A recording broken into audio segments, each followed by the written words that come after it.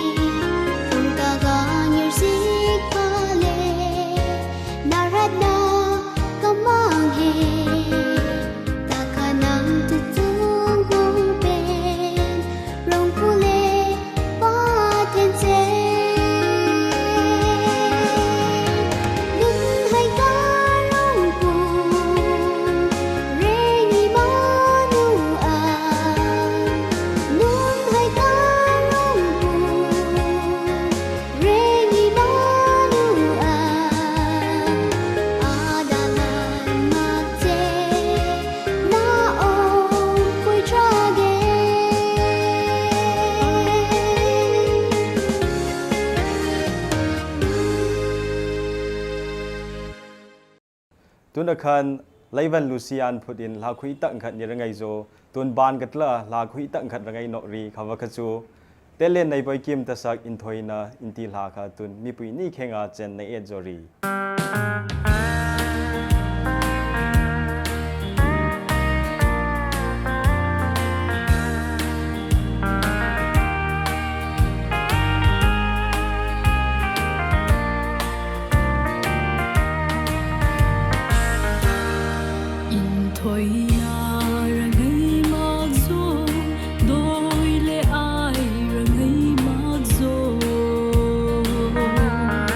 Sana dam kar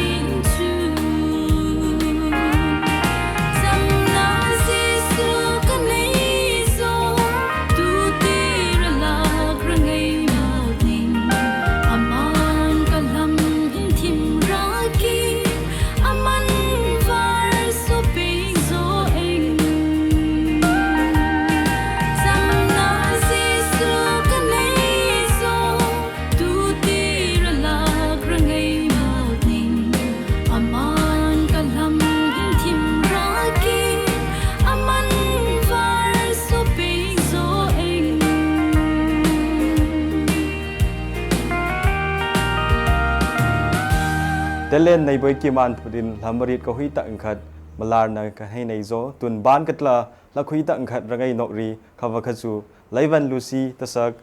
เซฟมินาวอินติลาฮีมีปุยนี่เข่งอาตุนเจนในเอ็ดจอรี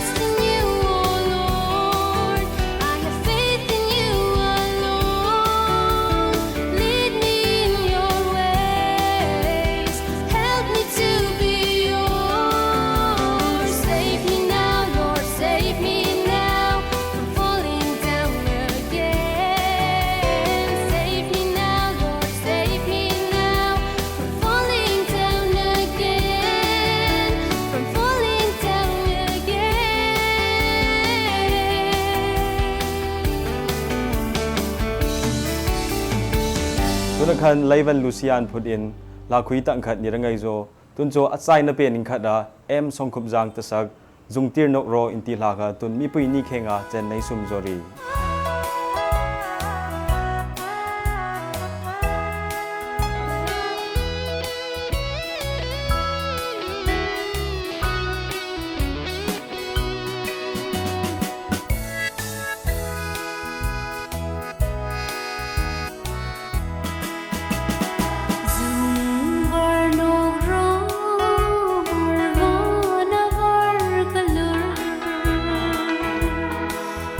ที